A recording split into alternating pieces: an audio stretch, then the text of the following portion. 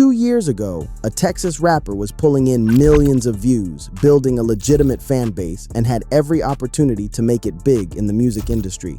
But instead of grinding it out in the studio, this dude decided to use his growing platform for something completely different, running one of the most sophisticated human smuggling operations federal agents had ever encountered. By the time the feds caught up to him, he'd moved thousands of people across the Texas border and generated over $20 million in revenue. But here's the crazy part. He was recruiting his drivers through Instagram stories, turning his rap fans into unwitting accomplices in federal crimes. It's your boy Leah, and today we're diving deep into how social media fame became the perfect cover for a multi-million-dollar criminal enterprise that ultimately destroyed everyone involved. East Side, San Antonio. Let me break it down for you. This story starts in the east side of San Antonio, specifically a block called Lincolnshire 500. If you know anything about San Antonio, you know that's not the suburbs. This is where kids grow up fast or don't grow up at all, and Trapalot was dealing with that reality from day one. The setup was textbook for someone who'd eventually choose fast money over everything else. Father locked up on federal charges, mother working multiple jobs just to keep the lights on, and this YN being raised primarily by his grandmother in a neighborhood where violence was just part of daily life. By middle school, Trapalot was already cycling through the juvenile system for theft and weapons charges. Now here's where it gets interesting. Unlike most kids from his environment, Shorty had something else pulling at him: music. The same pain and struggle that was pushing him toward the streets was also giving him stories to rap about. But instead of using that talent as his way out, Trapalot would eventually use it as his way deeper into federal crimes. The pattern was predictable but tragic. Brief attempts at legitimate activities like sports, followed by deeper involvement in street life. Juvenile detention introduced Trapalot to other young criminals who would later become his crew. By his teens, he was fully committed to the hustle, moving between robbery, drug dealing, and whatever else could generate quick cash. But this is where Trapalot's story diverges from typical street narratives. Fam. Most dudes from his background either stay local with their criminal activities or try to go completely legitimate. This dude was about to do something that federal investigators had never seen before: use social media fame to scale criminal operations in ways that traditional street networks never could. The music breakthrough and missed opportunities. Around 2020, while still deep in street activities, Trapalot discovered he had legitimate talent for music. What started as boredom in a friend's home studio turned into something special. The raw energy and authentic street stories connected immediately with audiences online. Trapalot's breakout track went viral almost overnight, pulling in hundreds of thousands of views and establishing him as a rising star in the Texas rap scene. The buzz was real, DMs flooding in, followers multiplying, and his name spreading beyond San Antonio. For the first time in his life, he had a legitimate path to success that didn't involve criminal activity. But here's where this gets goofy, no cap. Instead of recognizing this opportunity for what it was, a chance to escape the streets through his talent, Trapalot started viewing his growing fame as a tool for something much more dangerous.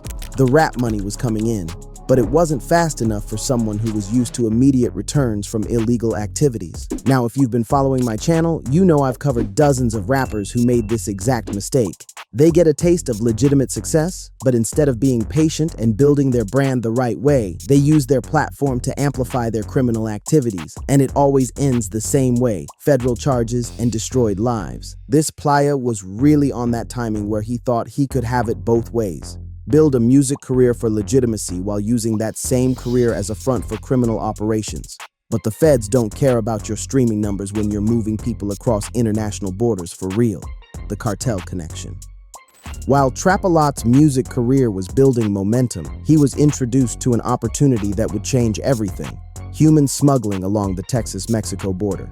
Now here's where it gets interesting, because this wasn't some random connection. The business of moving people across the border was booming, and the cartels controlling these operations were always looking for new ways to transport migrants from border towns to major cities. Let me break it down for you how this type shit works. People pay cartels anywhere from $5,000 to $15,000 to get smuggled into the United States. Once they cross the border into towns like Eagle Pass, Texas, they need transportation to cities like San Antonio, Austin, Houston, or Dallas. That's where drivers come in, getting paid $3,000 to $8,000 per person to make these runs. But Trapalot quickly realized that personally driving these routes was too dangerous. One traffic stop, one checkpoint, one mistake, and he'd be facing federal charges that could put him away for decades. So he developed a strategy that no one had tried before, using his rap fame and social media following to recruit drivers. This is where Trapalot's story becomes both genius and completely reckless. Instead of relying on traditional criminal networks to find drivers, he would use his Instagram and other social media platforms to recruit regular people who followed his music. Gang, this was revolutionary in the worst possible way. The cartel connections were offering serious money. We're talking about $4,000 per person moved, and these operations could involve 10 to 15 people per trip. Do the math, that's $40,000 to $60,000 per successful run. But the risk was federal time, and this YN knew he needed to stay away from actually doing the driving himself. The social media recruitment scheme. Now here's where this story gets really wild, fam. Trapalot's recruitment strategy was brilliant in its simplicity. He would post on his Instagram stories offering easy money opportunities. Things like $5,000 for a quick drive, gas money included, or need reliable people for same-day cash work. To his followers, these posts looked like a successful rapper offering legitimate work opportunities. Young fans, college students, people struggling financially, they saw these posts as a chance to make quick money working for someone they admired. The trust factor was everything, no cap. Let me break it down for you how this type shit worked in practice. The instructions were always vague but enticing. Meet at a specific location in San Antonio, drive to Eagle Pass, about 150 miles southwest, pick up some people, bring them to a designated drop-off point, get paid in cash. Most drivers didn't ask too many questions because the money was too good to pass up. What made Trapalot's scheme so effective was that these weren't random criminals recruiting other criminals. This was a rapper with a legitimate following offering opportunities to his fans. The social media platform made it seem safe and legitimate. These people trusted him because they'd been following his music career and saw him as someone who'd made it out of the streets. Within months, Homie had built a network of drivers that was unlike anything law enforcement had seen. Instead of using the same people repeatedly, Trapalot was constantly recruiting new drivers through social media, making the operation much harder to track and investigate. The volume was staggering. According to federal investigators, Trapalot's network was moving hundreds of people per month, with each successful transport generating $20,000 to $60,000 in total fees, depending on the number of migrants and the destination. The operation at its peak. The financial success of Trapalot's operation was unprecedented, gang. Federal estimates suggest his network was generating between $1 million and $3 million per month at its peak. The profit margins were enormous because he was taking a percentage from every successful transport while the drivers took most of the risk. Now here's where it gets interesting. Trapalot's operation became increasingly sophisticated. Multiple routes were used to avoid detection. Communication happened through encrypted apps, and payments were made in cash to avoid paper trails. He invested in technology like GPS tracking and burner phones to coordinate the logistics. But the real genius was in the money laundering, for real. Trapalot's growing music career provided the perfect cover for his sudden wealth. Expensive cars, jewelry, real estate investments, all of it could be explained as the success of a rising rap star making smart business decisions. Let me break it down for you how this type shit was structured. Trapalot wasn't just moving people randomly. This was a full business operation with schedules, territories, and performance metrics. Drivers who performed well got more opportunities, while unreliable ones got cut from the network. The operation expanded beyond just transportation. Trapalot began coordinating with stash houses, managing multiple pickup and drop-off locations, and even using drones to scout for law enforcement activity along common routes. This YN was really fronting his move like a legitimate CEO while running federal crimes. What made this particularly dangerous was how many innocent people were being drawn into federal crimes without fully understanding what they were doing. College students needing tuition money, young parents struggling with bills, fans who trusted their favorite rapper. All of them were committing federal offenses that carried mandatory minimum sentences. The federal investigation begins. While Trapalot was building his empire, federal agents were building their case. The volume of activity, the social media recruitment, and the sophisticated methods eventually caught the attention of multiple law enforcement agencies. And when the feds start paying attention to your operation, it's only a matter of time before everything comes crashing down. The investigation began when Border Patrol agents noticed unusual patterns in migrant transportation.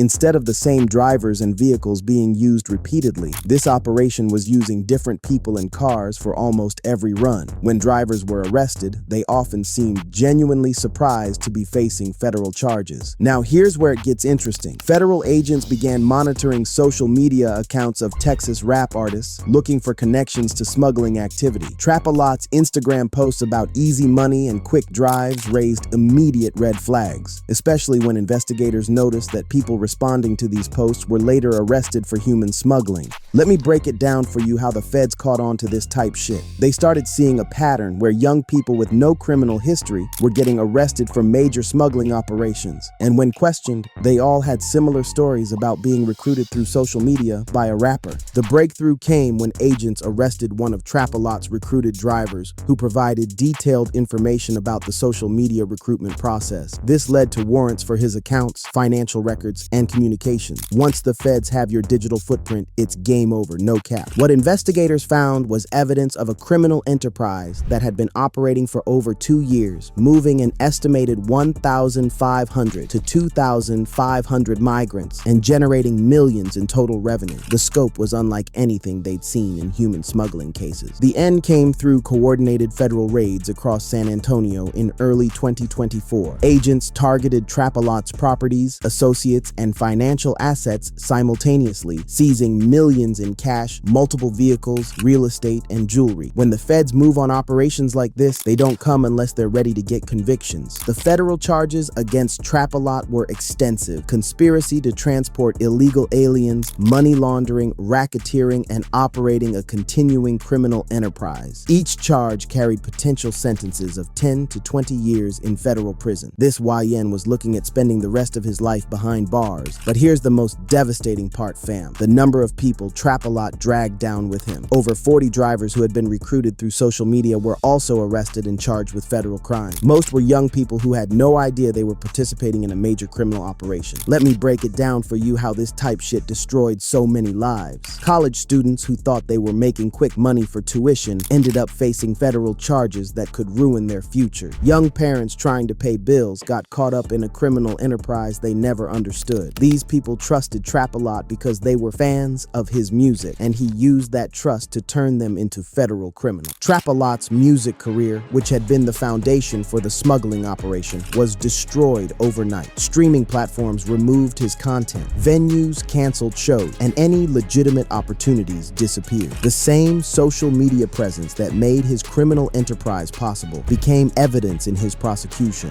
The financial impact was total. Federal asset forfeiture laws allowed agents to seize everything connected to the criminal enterprise, leaving Trapalot with nothing but federal charges and a destroyed reputation. Now here's where Trapalot's story becomes a cautionary tale for anyone thinking they can use social media fame as a cover for criminal activity. This case represents a new evolution in how platforms designed for connection can become tools for federal crimes. The most tragic aspect is how many innocent people were destroyed by trusting someone they admired. Young fans who thought they were getting legitimate work opportunities ended up facing federal charges that could ruin their lives. The ripple effects of Trapalot's decisions destroyed dozens of families and futures.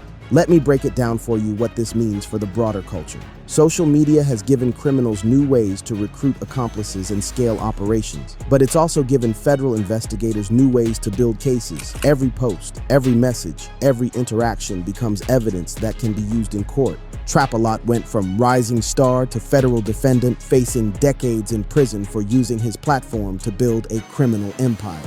His story serves as a warning about the true cost of choosing fast money over legitimate success. In the end, Homie had real talent and a legitimate path to success through music. But the temptation of faster, easier money through criminal activity cost Trapalot everything: his freedom, his career, and his future. The millions he made are gone, seized by federal agents, and he's left with nothing but the consequences of his choices. The kid from East San Antonio, who could have been the next big thing in Texas rap, is now just another cautionary tale about what happens when you use fame as a front for federal crimes. Trapalot got cooked by his own greed, and now he's facing the type of federal time that doesn't come with parole. That's the real price of trying to beat the system instead of working within it, fam. When you front your move using your platform for criminal activity, the feds are eventually going to catch up, and when they do, they're taking everything. If you found this story as wild as I did, make sure to hit that like button and subscribe for more deep dives into how the streets and the music industry collide. Drop a comment below with your thoughts on how social media is changing the game for both criminals and law enforcement. And if you want to see more content like this, check out my playlist on rappers who threw away their careers for fast money. Trust me, Trapalot's story is just the tip of the iceberg when it comes to how fame and criminal activity don't mix. It's your boy, and I'll see you in the next one. Stay safe out there, and remember, no amount of money is worth throwing away your freedom and your future.